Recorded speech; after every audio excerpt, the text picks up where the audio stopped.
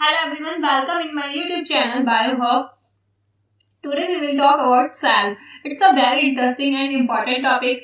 Cell के बारे में तो हम स्टार्टिंग से ही पढ़ते हैं। 6-7 क्लास में हमने थोड़ा सा सेल का रिव्यू देखा था और हमने 10th क्लास में सेल के बारे में पढ़ा था। 11th क्लास में तो हम पढ़ते हैं सेल्स के बारे में, है ना। और जितने भी एग्जाम्स होते हैं सब में सेल्स और सेल डिवीजन, सेल साइकिल, ये सब सारे एग्जाम ऑलमोस्ट जनरल साइंस में भी इसके बारे में थोड़ा बहुत पूछ लिया जाता है, इसके कवर कर लिया जाता है, क्योंकि cell is the basic unit of life. Cell the base of biology. Biology में जितनी भी लिविंग ऑर्गेनिज्म, वर्ल्ड में जितनी भी लिविंग ऑर्गेनिज्म है, एक अमीबा से लेकर एक एलिफेंट, टाइगर तक, सब लिविंग ऑर्गेनिज्म किससे मिलकर बनी? सेल से तो मिलकर बनी है। हमारी बॉडी सेल से तो मिलकर बनी है। मिलियंस ऑफ सेल से मिलकर बनी है हमारी बॉडी, जिसमें बहुत सारे सेल्स हैं। एक अमीबा जो होता है उसमें एक ही सेल होती है, इसलिए उसको यूनिसेलुलर कहते हैं। और हमारे पास बहुत सारे सेल्स होते हैं, इसलिए हम क्या कहते हैं? Multi cellular organism. सो हम बात करेंगे सेल पर। What is cell? सेल होती है structural, fundamental and functional unit of life, क्योंकि इसके पास खुद के ऑर्गेनल्स हैं, खुद के फंक्शन करते हैं और खुद का एक स्ट्रक्चर होता है सेल के पास। जो अगर प्लांट सेल की बात करें तो प्लांट सेल में वैक्यूल्स होती है, न्यूक्लियस होता है ना। ऐसे ही हमारे एनिमल सेल्स में लार्ज वैक्यूल नहीं होती, स्मॉल वैक्यूल होती है और न्यूक्लियस होता है। सो बात करेंगे हम सेल्स पर, ठीक है। हम देख लेते हैं सेल्स के टॉपिक में क्या क्या कवर करने वाले। सेल क्या है? What is cell? Cell theory. Cell में हम बात करेंगे सेल की डिस्कवरी से रिलेटेड, की डिस्कवरी किसने की, कैसी हुई इसकी डिस्कवरी। सेल थ्योरी में बात करेंगे कौन कौन सी cell theory, modern cell theory और cell theory sliding. Classification of cell में हम देखेंगे कि इसके साइज के बेस पर कितने टाइप की सेल होती हैं, इसके शेप के बेस पर कितने टाइप की सेल्स होती हैं और नंबर के अकॉर्डिंग देखेंगे कितने टाइप की सेल्स होती हैं। अगर हम स्ट्रक्चर की बात करें तो अगर हम इसके स्ट्रक्चर में देखेंगे सेल वॉल का स्ट्रक्चर कैसा होता है, प्लाज्मा मेम्ब्रेन का स्ट्रक्चर कैसा होता है, और सेल ऑर्गेनिज्म हम कवर करेंगे endoplasmic reticulum, Golgi complex, lysosomes, vacuoles, mitochondria, plastids, ribosomes, nucleus, cytoskeleton, स्क्लियोसोम, सेंट्रियोल, ऑक्सीसोम, क्रोमोसोम। हम इन सब के function, structure one by one cover करेंगे। ओके, तो now we will start cell. What is cell? All living organisms are made of tiny compartments known as cell. जितने भी living organism है छोटी सी सेल से तो मिलकर बनी हुई हमारी बॉडी, एनिमल्स, जितने भी लिविंग ऑर्गेनिज्म सब सेल से ही मिलकर बने हुए, एक छोटी सी सेल से। तो cells are the smallest entities of any living organism. Cell होती है स्मॉलेस्ट हमारी बॉडी में एंटाइटीज होती है, क्योंकि हमारी बॉडी में या फिर किसी भी एनिमल की सबसे छोटा एक चीज जिसको हम नेक्ड आई से नहीं देख पाते। हम इसको नेक्ड आई से तो देख नहीं सकते सेल को, इतना छोटा होता है और इसको हमें देखने के लिए माइक्रोस्कोप की हेल्प लेनी पड़ती है। Cell is the basis of all life on earth. ये सबकी बेसिस है, सबकी लाइफ का बेसिस है अर्थ पर। Cell is the capable of independent existence, performing essential functions of life. Cell is the functional structural function unit of life. The body has different levels of organization that build on each other. Okay. So cells of similar type come together to form tissues. क्योंकि cell से tissue बना, tissue से organ और organ system से organism. Tissue come together to form organs. Several organs come together to form organ system. So हम कह सकते हैं कि एक छोटी सी सेल से सेल से क्या बना आपका? टिश्यू से बना ऑर्गन, ठीक है। ऑर्गन से बना आपका ऑर्गन सिस्टम से ऑर्गेनिज्म बना। तो हम ये कह सकते हैं कि सेल से ही मिलकर सब चीजें बन रही है। जितनी भी लिविंग ऑर्गेनिज्म जितने भी, उन सब में सेल से ही बन रही है उनकी बॉडी, है ना, और उनकी एक्टिविटीज वगैरह सब सेल पर ही बेस्ड है। तो cell is the basic unit of life. अगर हम सेल की स्टडी की बात करें तो study of cell called cytology. Cell की स्टडी हम किसमें करते हैं? साइटोलॉजी में। सबसे पहले रॉबर्ट हुक ने 1665 में इसको ऑब्जर्व किया था डेड कॉर्क में। मीन्स इन्होंने ये देखा हनी हाइव था, हनी कॉम लाइक स्ट्रक्चर था। इन्होंने जब उसको देखा हनी कॉम लाइक स्ट्रक्चर को, इस टाइप से इसका स्ट्रक्चर था जैसे हनी कॉम होता है ना, तो मधुमक्खी का छत्ता हो तो आप सबने देखा होगा कि इस टाइप से उसका स्ट्रक्चर होता है। तो इन्होंने सेल में भी यही देखा कि इस टाइप से कंपार्टमेंट्स बने हुए उसमें। तो इन्होंने इससे ये कहा कि ये तो डेड हो चुके थे क्योंकि डेड कॉर्क था। तो इन्होंने इसमें ये देखा ये जितने भी कंपार्टमेंट्स बने हैं ये एक हनीकॉम्ब लाइक स्ट्रक्चर बनाते हैं इसके अंदर, तो इन्होंने इसको नाम दिया cell. He named the structure he observed this as cells because it reminded him of cells or monastery. इन्होंने अपनी बुक माइक्रोग्राफिया में इसके बारे में लिखा है और इन्होंने इस बुक में इस पर ही एक सेल के ऊपर ही, सेल की डिस्कवरी पर ही एक बुक लिखी Micrographia. It's a very important, exam में पूछ लिया जाता है कि रॉबर्ट हुक की बुक का नेम या फिर माइक्रोग्राफिया किसने लिखी है ना, इस टाइप से क्वेश्चन बन जाते हैं। तो एंटोनी वन ल्यूवेनहॉक ने, अब बात करें 1674 में, एंटोनी वन ल्यूवेनहॉक ने लिविंग सेल की डिस्कवरी की, रॉबर्ट हुक ने डेड सेल की डिस्कवरी की, एंटोनी वन हुक ने, ल्यूवेनहॉक ने लिविंग सेल की डिस्कवरी की। ठीक है, इन्होंने फर्स्ट टाइम ऑब्जर्व किया, first to observe life cells, animal cell, जिसको इन्होंने एनिमल सेल्स का called tiny creatures, animalcules, छोटा सा जो क्रिएचर था ना जो लिविंग सेल में था, तो उन्होंने उसको कहा एनिमल क्यूज। लिविंग सेल को क्या कहा, ल्यूवेनहॉक ने animalcules. First to observe and describe spermatozoa, इन्होंने ऑब्जर्व किया और इसको डिस्क्राइब किया। Observe the plaque between his teeth under the microscope, इन्होंने भी अपनी एक बुक लिखी इस पर, द सीक्रेट ऑफ नेचर, क्या लिखी, द सीक्रेट ऑफ नेचर। और एंटोनी वन ल्यूवेनहॉक ने, हमने माइक्रोबायोलॉजी में पढ़ा था इसके बारे में, हमने डिस्कस किया था कि इन्होंने बैक्टीरिया बैसिलस की भी डिस्कवरी की थी। कौन से बैक्टीरिया की, बैसिलस, रेनी वाटर में इन्होंने इस बैक्टीरिया की डिस्कवरी की थी। ठीक है, तो रॉबर्ट ब्राउन ने क्या किया, 1831 में फर्स्ट डिस्कवर प्लांट न्यूक्लियस, इन्होंने न्यूक्लियस की डिस्कवरी की और टर्म दिया न्यूक्लियस। ठीक है, तो स्मॉलेस्ट सेल की बात करें, जितने भी छोटे से छोटा ऑर्गेनिज्म ले लो, एक है ना अमीबा से लेकर के एलिफेंट, टाइगर, ह्यूमन, सब सेल से तो मिलकर बने। तो एक माइकोप्लाज्मा भी एक सेल से मिलकर बना है, जिसका साइज होता है अराउंड 0.3 माइक्रोमीटर के अराउंड इसका साइज होता है। इसके पास सेल वॉल नहीं होती, इसलिए जो होता है पिलियोमॉर्फिक होता है, इसकी कोई अपनी कोई शेप नहीं होती, किसी भी शेप में बन सकता है, इसलिए इसको क्या कहते हैं, mycoplasma of the joker of the plant kingdom कहते हैं माइकोप्लाज्मा को। और इसको पीपीएलओ भी कहते हैं, पिल्यूलर न्यूमोनिया लाइक ऑर्गेनिज्म, पीपीएलओ। अगर इसका डिटेल डिस्कशन देखना है आपको तो आप मेरे माइक्रोबायोलॉजी का सेशन देख सकते हैं इसके लिए। तो माइकोप्लाज्मा जो है सबसे स्मॉलेस्ट सेल है, ये सबसे स्मॉलेस्ट लिविंग सेल है। जो लार्जेस्ट सिंगल सेल कौन सी, ऑस्ट्रिच एग, ये होती है सबसे largest single cell ostrich egg. Ostrich का एग जो होता है सबसे लार्जेस्ट है, इसको हम ऑस्ट्रिच को क्या कहते हैं, स्ट्रूथियो कहते हैं इसको। और लॉन्गेस्ट सेल की बात करें तो नर्व सेल, हमारी स्पाइनल कॉर्ड से लेकर के टो तक ये सबसे लंबी सेल कौन सी होती है, नर्व सेल, सबसे लॉन्गेस्ट सेल, मतलब nerve cell of human body भी कह सकते हैं, क्योंकि ह्यूमन बॉडी में हमारी स्पाइनल कॉर्ड से लेकर के टो तक जा रही है, तो ये सबसे लंबी नर्व सेल है। अब बात करते हैं सेल थ्योरी की। सेल थ्योरी को सबसे पहले स्लाइडेन और शॉन ने दिया था, इन दोनों ने मिलकर सेल थ्योरी दी थी। स्लाइडेन जो थे आपके जर्मन बॉटनिस्ट थे, 1838 में इन्होंने इसको ऑब्जर्व किया था। इन्होंने क्या किया, जर्मन बॉटनिस्ट थे तो ये प्लांट पर ही डिस्कस करेंगे, है ना, प्लांट बॉटनिस्ट है तो प्लांट पर ही डिस्कस करेंगे। Observe that all plants are made up of different types of plant cells, इन्होंने जितने भी प्लांट्स हैं बताया कि सारे प्लांट जितने भी हैं सब डिफरेंट टाइप की सेल से तो मिलकर बने हैं। और थ्योडोर शॉन ने 1839 में, ब्रिटिश जूलॉजिस्ट थे, ये जूलॉजिस्ट थे, तो इन्होंने एनिमल्स पर डिस्कस किया। ठीक है, observe that all animals are made up of different type of cells, इन्होंने ये बताया कि जितने भी एनिमल्स है सब डिफरेंट टाइप की सेल से मिलकर बने हैं। Notice that cells have a thin outer layer called plasma membrane and plants have a cell wall. और इन्होंने ये भी बताया कि एक कोई भी है, जैसे कोई भी सेल है उसके ऊपर एक लेयर होती है, थिन लेयर होती है बहुत पतली सी, उसके ऊपर बाउंड्री कह लीजिए, लेयर कह लीजिए, तो उसको उन्होंने प्लाज्मा मेम्ब्रेन कहा, जो कि एनिमल्स में भी होती है। और जो प्लांट में बताया कि एक एक्स्ट्रा लेयर होती है जिसको इन्होंने सेल वॉल कहा, इसको कहा इन्होंने सेल वॉल, की प्लांट में सेल वॉल, बट इन्होंने इनको नेम नहीं दिया था, बस इन्होंने ये बताया था कि एक लेयर होती है इन दोनों में, बट इन्होंने इसका नेम नहीं दिया था। तो इन दोनों चीजों से ये कंक्लूजन निकाला गया कि सेल थ्योरी का all plants and animals are composed of cells and cell products, जितने भी एनिमल्स हैं प्लांट्स हैं सब सेल से मिलकर बने हैं और उनके प्रोडक्ट्स भी, ठीक है, सेल से ही बने हैं। तो cell is structure and functional unit of life, इन्होंने इसके ऊपर कंक्लूजन निकाला कि cell is the structure and functional unit of life.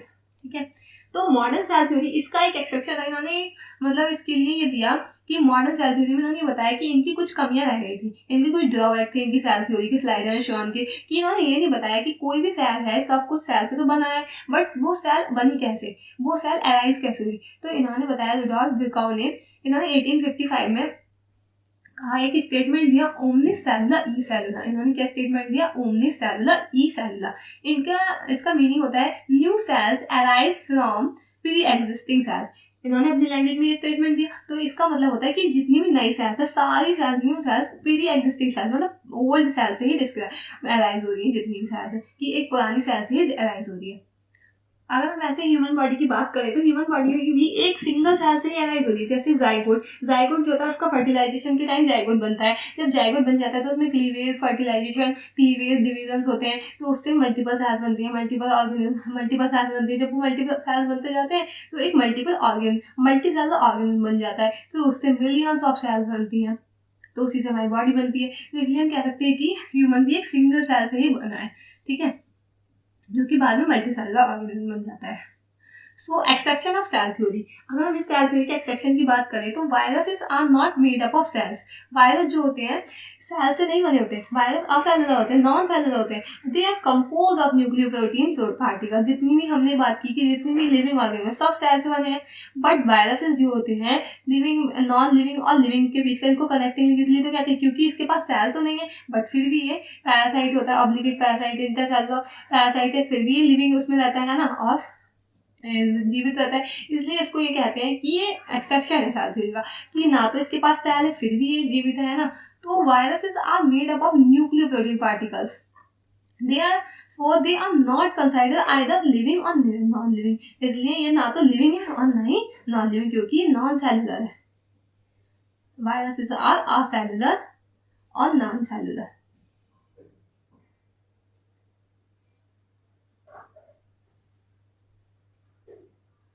Classification of cells की बात करें तो अगर हम शेप के बेस पर देखें तो सेल्स जो होती हैं वैरी करती है उनके फंक्शंस के बेस पर। अगर हम देखें बहुत सारी डिफरेंट टाइप की सेल्स होती हैं अगर शेप के बेस पर देखें तो, जैसे हमारी आरबीसी है ना, आरबीसी के इस टाइप की होती है, डिस्क शेप्ड है ये, डिस्क शेप्ड है ये आरबीसी, ठीक है। और हमारी डब्ल्यूबीसी होती है अमीबॉइड शेप की होती है, डब्ल्यूबीसी हमारी इस शेप की होती है अमीबॉइड शेप की। और ये है अमीबा, अमीबा कैसा इर्रेगुलर, इसकी कोई शेप ही नहीं है तो ये इर्रेगुलर है ना। अगर हम शेप के बेसिस पर देखें तो बहुत टाइप की होती है सेल्स, इर्रेगुलर शेप की हो गई, ये स्किन सेल्स है पॉलीगोनल, और ये हमारी नर्व सेल है जो कि थ्रेड लाइक है, ये थ्रेड लाइक होती है, एक लंबी सी लॉन्गेस्ट थ्रेड लाइक फाइबर होता है, ये फाइबर लाइक होता है। और ये जो है हमारे ट्रैकीड्स है प्लांट में होता है, और ये हमारी मेसोफिल सेल्स हैं। तो ये अलग अलग टाइप की सेल्स है ना, कुछ है हमारी ओवल, कुछ राउंड शेप है। तो ये शेप के अकॉर्डिंग अगर हम देखेंगे तो बहुत टाइप की होती है। Shape of a cell can vary depending on the function. Cells have diverse shapes. Next देखते हैं हम बेस्ड ऑन साइज के बेस पर कि सेल्स कितने साइज के बेस पर कि किस किस टाइप की हो सकती है। Cell type different type of cells have different sizes. The size of a cell can be as small as 0.3 micrometre as a large as 6 से 12 इंचेस। हमने सबसे स्मॉलेस्ट सेल देखी थी माइक्रोप्लाज्मा, और सबसे लार्जेस्ट देखी थी लार्जेस्ट देखी थी हमने हॉस्टेज का है। तो मतलब एक छोटी सी सेल से लेकर बहुत बड़ी सेल भी हो सकती है। प्रोकैरियोटिक सेल्स, जैसे प्रोकैरियोटिक सेल में बात करें वायरसेस, माइकोप्लाज्मा, बैक्टीरिया, सब छोटी छोटी सेल्स हैं। एंड यूकैरियोटिक सेल्स में एनिमल सेल, प्लांट सेल, इन सब के साइज अलग अलग होते हैं। ऐसे ही वायरस सेल, माइकोप्लाज्मा, बैक्टीरिया, इन सब के साइज अलग अलग होते हैं, डिफरेंट साइज के होते हैं ये। अब नंबर के बेस पर देख लेते हैं कि किस ऑर्गन में कितनी सेल्स हो, उसके बेस पर हमने डिवाइड किया यूनिसेलुलर और मल्टीसेलुलर ऑर्गेनिज्म को। जो यूनिसेलुलर ऑर्गेनिज्म होते हैं उनके पास यूनिसेलुलर मीन्स सिंगल सेल होती है। जैसे अमीबा के पास सिंगल सेल होती है, जिसमें रेस्पायरेशन, डाइजेशन, एक्सक्रीशन सारे काम एक ही सेल करता है, एटीपी वगैरह बनाने के काम सारे काम एक ही सेल करता है। बट मल्टीसेलुलर ऑर्गेनिज्म में मल्टीपल सेल्स मिलकर वर्क करते हैं, मल्टीपल सेल्स मिलकर फंक्शन करते हैं, ऑर्गन बनाते हैं, फिर ऑर्गन सिस्टम बनाते हैं, तो वो अलग अलग टाइप के वर्क करते हैं। बट यूनिसेलुलर में जैसे बैक्टीरिया, अमीबा, कुछ बैक्टीरिया हैं, अमीबा है, यूनिसेलुलर फंजाई जैसे यीस्ट, ये सब आपकी यूनिसेलुलर ऑर्गेनिज्म है। The cell can survive independently as a complete function unit which is capable of respiration, excretion, etc. अब देखते हैं multicellular organism. Multicellular these organism are made up of more than one cell, मतलब एक से ज्यादा cell से मिलकर बनेगा organism. Specialised cells perform different functions, ये अलग अलग फंक्शंस करते हैं, डिफरेंट फंक्शंस करते हैं। These cells interact with one another to maintain life. Plants, animals, plants में इनका अलग वर्क होता है, एनिमल्स में अलग होता है। प्लांट सेल में जो होती है वैक्यूल्स होती है और सेल वॉल होती है, बट एनिमल में सेल वॉल नहीं होती और न ही लार्ज वैक्यूल होती है। बेस्ड ऑन प्रेजेंस और अब्सेंस न्यूक्लियर मेम्ब्रेन। अगर न्यूक्लियर मेम्ब्रेन की प्रेजेंस और अब्सेंस को बात करें तो सेल्स की हम दो टाइप की होती है, प्रोकैरियोटिक सेल और यूकैरियोटिक सेल। प्रोकैरियोटिक सेल जो होती है cells without a well defined nucleus, cells के पास वेल डिफाइंड न्यूक्लियस नहीं होता, ट्यूब न्यूक्लियस नहीं होता, ये भी कह सकते हैं कि फॉल्स न्यूक्लियस होता है, जिसको हम कहते हैं न्यूक्लियोइड। इसके न्यूक्लियस को कहते हैं न्यूक्लियोइड, क्योंकि इसके पास न्यूक्लियर मेम्ब्रेन तो नहीं है और इसलिए इसके पास वेल डिफाइंड न्यूक्लियस भी नहीं है। Genetic material is not enclosed in well defined membrane bound structure. इसके पास मेम्ब्रेन बाउंड स्ट्रक्चर भी नहीं होते, जैसे माइटोकॉन्ड्रिया, प्रोकैरियोटिक सेल में माइटोकॉन्ड्रिया है और एंडोप्लाज्मिक रेटिकुलम, गोल्गी कॉम्प्लेक्स वगैरह इस टाइप के मेम्ब्रेन और स्ट्रक्चर्स भी नहीं होते। बट यूकैरियोटिक सेल में cells with a well defined nucleus, के पास वेल डिफाइंड न्यूक्लियस होता है। Genetic material is bound well defined structure, इसके पास मेम्ब्रेन बाउंड और अमेम्ब्रेनस सारे ही स्ट्रक्चर्स होते हैं almost.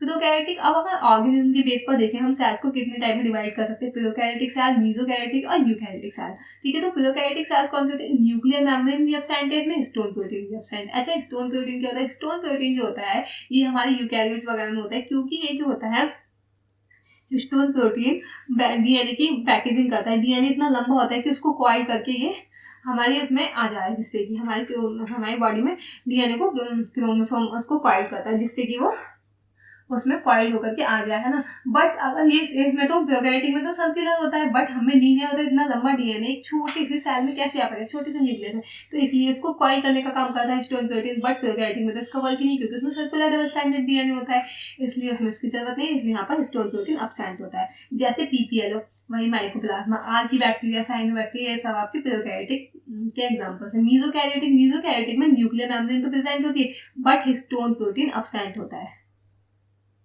But histone protein absent होता है मेसोकैरियोट्स में। इसमें प्रोटिस्ट आ गए डाई टर्म से, डाइनोफ्लैजिलेट्स,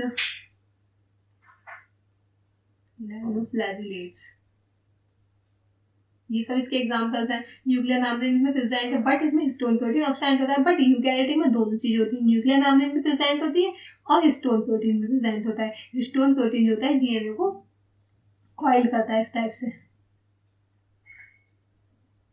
ठीक है, तो इसमें जो होते हैं प्रोटिस्ट, फंजाई, प्लांट्स, एनिमल्स, ये सब आते हैं यूकैरियोटिक सेल में। अब बात करेंगे हम difference between prokaryotic and eukaryotic organism. पहले हम इनके बारे में डिफरेंस पर बात कर लेते हैं, एक रिव्यू पता चल जाएगा इससे हमें। फिर नेक्स्ट लेक्चर में हम बात करेंगे prokaryotic organism, particular prokaryotic organism और यूकैरियोटिक ऑर्गेनिज्म। फिर plant cell and animal cells पर डिस्कस करेंगे। तो प्रोकैरियोटिक ऑर्गेनिज्म कौन से होते हैं, nucleus without nuclear membrane called nucleoid, जिनके पास न्यूक्लियर मेम्ब्रेन नहीं होती, जो न्यूक्लियस जिसके पास बिना न्यूक्लियर मेम्ब्रेन का होता है। हिस्टोन प्रोटीन भी एब्सेंट है यहाँ पर। सर्कुलर डबल स्टैंडर्ड डीएनए होता है यहाँ पर, सर्कुलर डबल स्टैंडर्ड डीएनए होता है। प्लाज्मिड्स प्रेजेंट होते हैं। नो कंपार्टमेंटलाइजेशन, मतलब इसमें कंपार्टमेंटलाइजेशन नहीं होता, हर एक जितने भी सेल्स के ऑर्गन है उसके लिए एक अलग अलग कंपार्टमेंट नहीं दिए रखे होते।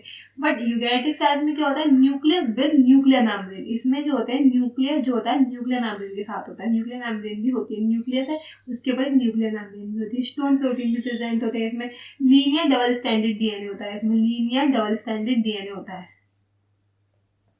प्लाज्मिड्स एब्सेंट होते हैं यहाँ पर, यीस्ट को छोड़कर जितने भी यूकैरियोटिक ऑर्गेनिज्म है वहां पर प्लाज्मिड्स नहीं होते। कंपार्टमेंटलाइजेशन प्रेजेंट होता है इसमें, कंपार्टमेंटलाइजेशन होता है, जैसे कोई भी सेल है उसके अंदर कंपार्टमेंटलाइजेशन होता है, अलग अलग टाइप के अलग अलग उसके फंक्शंस होते हैं। जैसे लाइसोसोम है तो उसका अलग फंक्शन होगा और गोल्गी बॉडी उसका अलग फंक्शन, इस टाइप से इसमें कंपार्टमेंटलाइजेशन होता है। Prokaryotic organism a membrane bound cell organism absent only a membranous round ribosome.